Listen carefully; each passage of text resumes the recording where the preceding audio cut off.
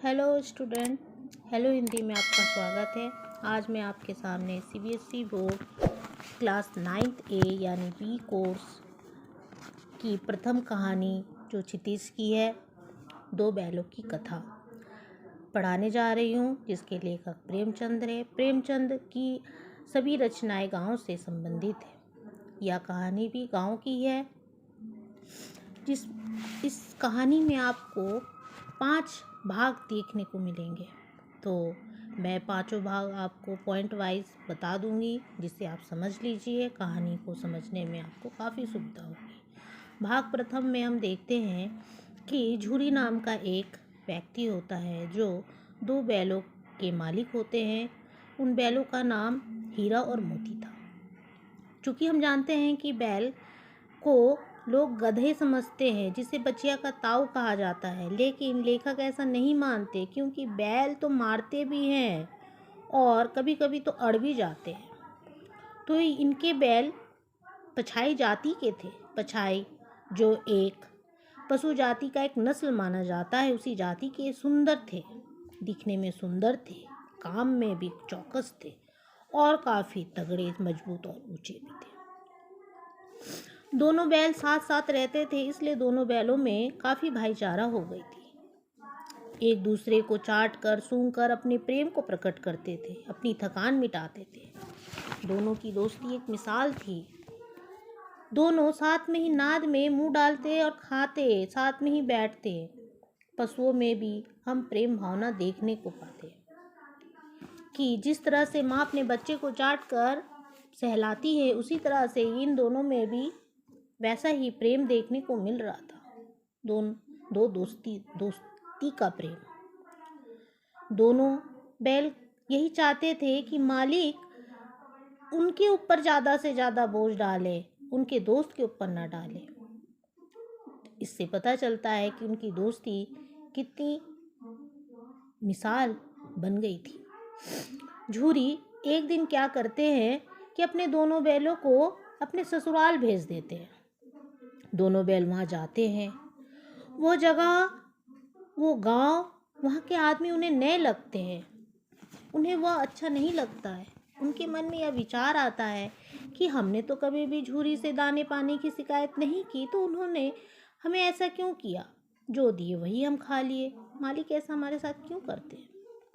वो जगह उन्हें पसंद नहीं आ रहा था। वे चाहते थे कि यहाँ से वे भाग जाए। दोनों बैल आपसी मुख भाषा में एक दूसरे की बात को समझ लेते हैं और एक दिन क्या करते हैं कि रात के समय जब गांव के सभी लोग सो रहे होते हैं, तभी वे अपने रस्सी को मुंह से चबाकर उसे ढीले करते हैं। जो पगही से बंधे हुए थे, यानी रस्सी जिससे हम पशुओं को बांधते हैं, उसे तोड़कर वहाँ से भाग जाते हैं और अपने मालिक के पास चले जाते हैं। मालिक उन्हें गले लगा लेते हैं।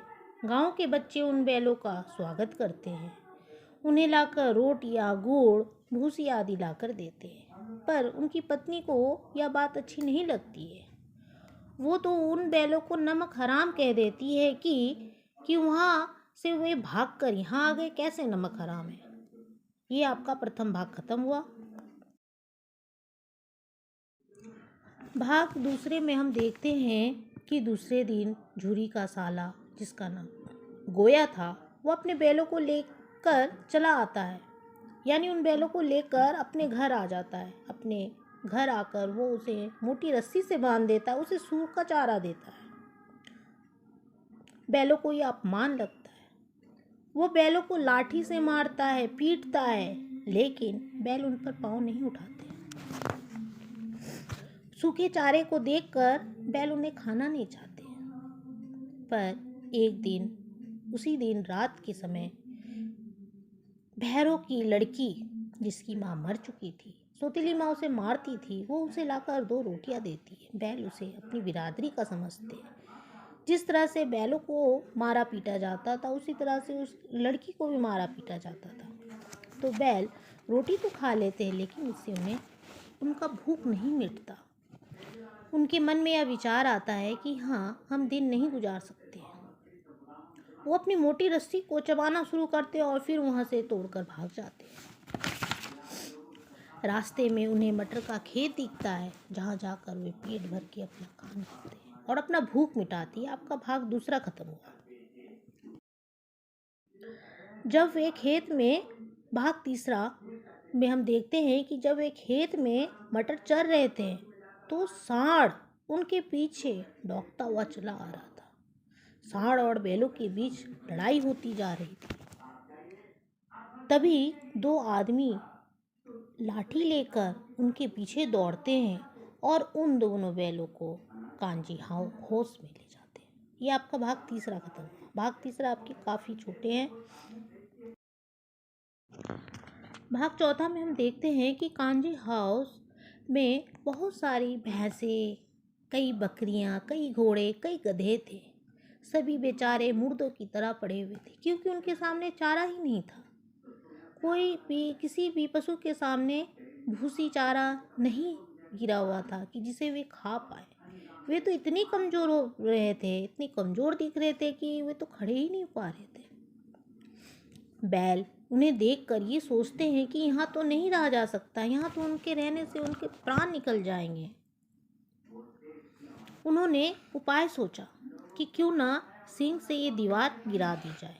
चूँकि दीवार कच्ची थी इसलिए आसानी से गिर सकती थी। लेकिन वे तो गिराने लग गए, लेकिन तभी कांजी हाउस का चौकीदार आ जाता है और हीरा को पकड़ लेता है, क्योंकि हीरा मजबूत था मोती से और वो दीवार को गिरा रहा था। चौकीदार जब उसे देखता है तो उसे पकड़ लेता है और करता क्या है कि हीरा को मोटी रस्सी से बांध देता है।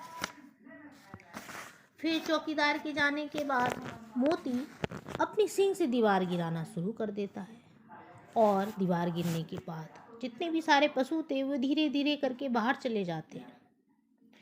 हीरा को मोटी रस्सी से बांधा गया था, इसलिए हीरा वहाँ से जा नहीं सकता था और मोती उसे छोड़कर जाना भी नहीं चाहता था। हालांकि हीरा के कहने पर कि तुम चले जाओ, मुझे यहाँ रहने दो, पर मोती ऐसा नहीं करता है, वो वहीं रह जाता है। सुबह जब चौकीदार आते हैं और दोनों को देखते हैं तो वे मोती को खूब पीटते हैं, क्योंकि मोती ने दीवार गिराई थी। ये आपका भाग चौथा खत्म हुआ। भाग 5 में हम देखते हैं कि एक सप्ताह तक दोनों बैल कांजी हाउस में पड़े रहते हैं। उनके सामने कोई भी व्यक्ति उन्हें चारा नहीं देता, केवल पानी डालकर चला जाता है। बताइए कि पानी से ही पशु कैसे जिंदा रह सकते हैं। कांजी हाउस हम उसे कहते हैं जहाँ पर आवारा पशुओं को, जो दूसरे के खेत में चर गया या आ जाते हैं, तो ऐसे पशुओं को, लावारिस पशुओं को ले जाकर कांजी हाउस में रख दिया जाता है। तो यहाँ से कांजी हाउस से इन दोनों बैलों को बेचने के लिए योजना बनाई जाती है। बैल काफ़ी कमज़ोर हो चुके थे, क्योंकि सप्ताह तक उन्हें खाना पानी नहीं मिल रहा था, दाना पानी तक नहीं मिल रहा था। एक दड़ियल सा व्यक्ति वहाँ आता है उन्हें खरीदने के लिए और उन्हें खरीद कर अपने साथ ले जाता है। जब वो अपने साथ ले जा रहा होता है तो दोनों बैलों को जिस रास्ते से ले जा रहा था, वे रास्ते उन्हें जाने पहचाने से लग रहे थे। जिस खेत से, जिस गांव से वे जा रहे थे, वो भी उन्हें जाने से लगने जा रहे थे। वो समझ के, अरे ये तो हमारे मालिक झूरी का ही गांव है, ये तो हमारे मालिक का ही खेत है। वो झूरी को अपने द्वार पर बैठा धूप खाते हुए देखते हैं तो बैल दौड़कर उनके पास जाते हैं। झूरी भी उन्हें गले लगा लेता है। दड़ियल उनसे कहता है, अरे यहाँ तो बैल मेरा है, मैंने इसे मवेशी खाने से नीलाम लिए आया हूँ, तुम इसे कैसे ले सकते हो। झूरी का कहना होता है, ये तो मेरे बैल है, मेरे बैल को कोई भला कैसे नीलाम कर सकता है, तुम यहाँ से चले जाओ, नहीं तो जाकर थाने में रपट कर दूंगा। देखते नहीं हो, दोनों बैल मेरे द्वार पर खड़े हैं, भला अगर ये मेरे नहीं होते तो मेरे द्वार पर क्यों आ जाते। बैलों ने दड़ियल को धक्का मारकर वहाँ से भगा दिया। झूरी दोनों बैलों को सहलाने लगता है। उसी समय उसकी पत्नी भी आती है, वो भी प्रेम से दोनों के माथे को चूम लेती है। यह आपका भाग जो अंतिम भाग है,